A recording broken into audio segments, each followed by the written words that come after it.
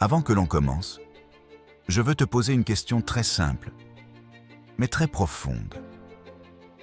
Une question que tu n'as peut-être jamais vraiment regardée en face. Combien de fois, aujourd'hui, as-tu laissé quelque chose t'affecter? Une remarque, un regard, un message, un imprévu. Peut-être une situation que tu ne contrôlais pas. Peut-être une personne qui t'a parlé d'une manière injuste. Ou peut-être tes propres pensées qui t'ont piégé avant même que la journée commence. Et tu vois, ce n'est pas un défaut. Ce n'est pas une faiblesse. Ce n'est pas un manque de force mentale. C'est simplement que personne ne t'a appris comment être inébranlable. Personne ne t'a appris comment protéger ton esprit. Personne ne t'a appris comment empêcher le monde extérieur d'entrer dans ton monde intérieur. Et laisse-moi te dire quelque chose d'important. Les stoïciens non plus n'étaient pas naturellement solides. Ils avaient peur. Ils doutaient. Ils souffraient. Ils faisaient face aux critiques, au stress, à la pression. Marc Aurèle, l'homme le plus puissant de son époque, écrivait chaque soir dans son journal pour ne pas devenir esclave de ses émotions. Il disait « La vie d'un homme est ce que ses pensées en font. » Épictète était esclave. Sénèque faisait face à des ennemis politiques. Aucun d'eux n'était protégé du chaos. Et pourtant, ils ont réussi à façonner une force intérieure tellement stable, tellement profonde, que rien, absolument rien, ne pouvait les briser. Aujourd'hui, je vais te transmettre les 13 principes stoïciens qui te permettront, toi aussi, de devenir intouchable. De ne plus laisser n'importe qui ou n'importe quoi voler ta paix intérieure. Respire. Installe-toi. Ce que tu vas entendre maintenant peut transformer ta vie. Principe numéro 1. Distingue ce qui dépend de toi, de ce qui n'en dépend pas. Narration longue. C'est la pierre angulaire du stoïcisme. Le fondement, la racine, la base sur laquelle repose tout le reste. Épictète dit « Il y a ce qui dépend de nous et ce qui n'en dépend pas. Ce que tu contrôles, ta pensée, ta réaction, ton attitude, ton action, ta discipline. Ce que tu ne contrôles pas, l'opinion des autres, la météo, le passé, le futur, la santé des autres, leurs choix, leurs paroles. Et toi? Depuis combien de temps te bats-tu contre ce qui ne dépend pas de toi? Tu veux que les autres changent. Tu veux que ton passé soit différent. Tu veux que tout se passe comme prévu. Tu veux que les autres te comprennent, te respectent, t'écoutent.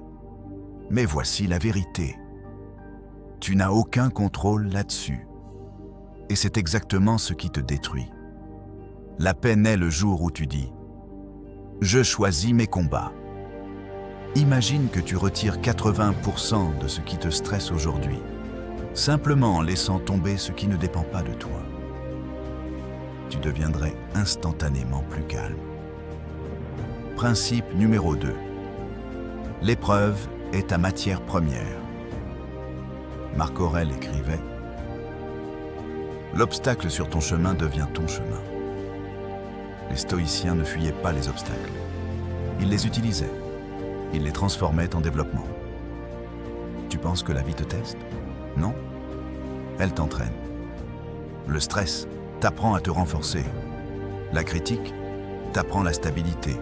Le rejet t'apprend la valeur personnelle.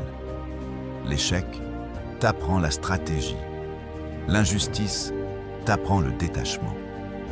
Si tu changes ton regard sur les obstacles, c'est toute ta vie qui change. Principe numéro 3. Ce qui t'affecte n'est pas l'événement, mais ton jugement. Marc Aurèle, ce n'est pas l'événement qui trouble les hommes, mais l'opinion qu'ils en ont. Voilà la vérité la plus libératrice du stoïcisme.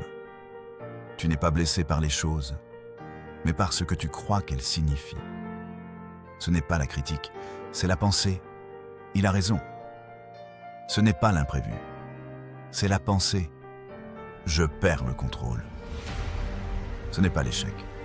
C'est la pensée, je ne suis pas assez. Quand ton jugement change, ton émotion change. Et quand ton émotion change, rien ne peut plus t'atteindre. Principe numéro 4. Le présent est le seul endroit sans souffrance. Tu te stresses à propos du futur. Tu rumines le passé. Mais le présent est supportable. Les stoïciens disent « Le présent est léger ». Dans le présent, il n'y a pas de peur. La peur est imaginaire. Dans le présent, il n'y a pas de regret. Le regret est lié à la mémoire. Le présent est ton refuge. Quand tu sens que le stress monte, reviens à maintenant. Respire. Observe. Lâche le passé qui t'attaque. Lâche le futur qui t'agresse. Reviens ici, parce qu'ici, tu es en sécurité. Principe numéro 5. Ne réagis pas. Réponds. Un homme fort n'est pas celui qui réagit vite. C'est celui qui répond juste. Épictète disait « Entre l'événement et la réaction, il existe un espace. Dans cet espace se trouve ta liberté. » Cette phrase est un super pouvoir psychologique. La prochaine fois que quelqu'un te provoque, que quelqu'un t'agresse, que ton stress monte, crée une pause. 1 seconde seulement. Une respiration. Et choisis ta réponse, pas ta réaction. C'est ainsi que tu deviens maître de toi-même. Principe numéro 6. Réduis tes attentes. Augmente ta paix. Tu veux souffrir? Attends que les autres agissent comme toi. Attends que la vie soit juste. Attends que tout se déroule comme prévu. La déception vient de l'attente, pas de la réalité. Sénèque disait « Nous souffrons plus dans l'imagination que dans la réalité. » Le stoïcisme te demande un choix radical. Attends moins, agis plus. Moins d'attente, plus de liberté. Principe numéro 7. Souviens-toi que tu vas mourir. Memento mori. Ce principe n'a rien de morbide. C'est la clé d'une vie intense et vraie. Marc Aurèle pratiquait ce rappel chaque jour. Tu pourrais quitter la vie maintenant. Laisse cela déterminer ce que tu fais, dis et penses. Quand tu réalises que ton temps est limité, tu arrêtes les disputes inutiles, la rumination toxique, l'anxiété paralysante, la recherche de validation, les relations qui t'affaiblissent.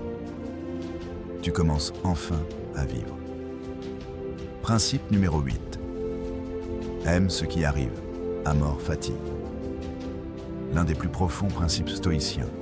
Aimer ce qui est. Aimer ce qui arrive. Aimer même ce qui est difficile. Pourquoi? Parce que tu comprends que tout te construit.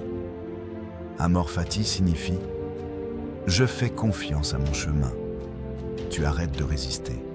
Tu arrêtes de lutter contre le réel. Tu accompagnes la vie. Et c'est là que tu deviens invincible. Principe numéro 9. Les émotions ne sont pas des commandes. Le stoïcisme ne veut pas que tu supprimes tes émotions. Il veut que tu les observes. Émotion égale signal, pas verdict.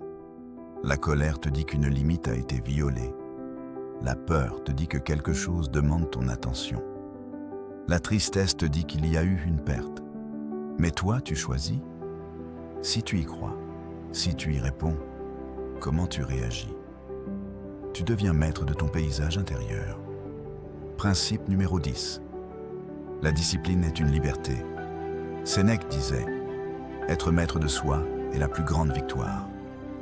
La discipline te protège du chaos, renforce ton mental, éteint l'anxiété, structure ton énergie, purifie ton esprit. Plus tu es discipliné, moins tu es vulnérable au stress. La discipline, c'est une armure. Principe numéro 11, simplifie ta vie. Marc Aurèle vivait simplement. Sénèque prônait la sobriété. Épictète possédait très peu. Pourquoi? Parce que la complexité détruit la paix intérieure. Simplifie ton espace, tes relations, ton agenda, tes objectifs. La simplicité rend l'esprit clair. Principe numéro 12. Sois inébranlable, pas insensible. Les stoïciens ressentaient, profondément, mais ils ne laissaient pas leurs émotions les avaler. Tu peux être humain, tu peux aimer, tu peux souffrir, mais tu restes debout, comme un arbre.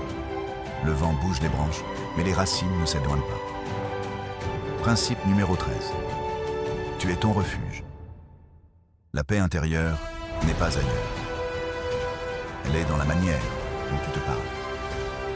Marc Aurèle disait « Le bonheur de ta vie dépend de la qualité de tes pensées. » Tu deviens ton propre abri, ton propre soutien, ton propre centre.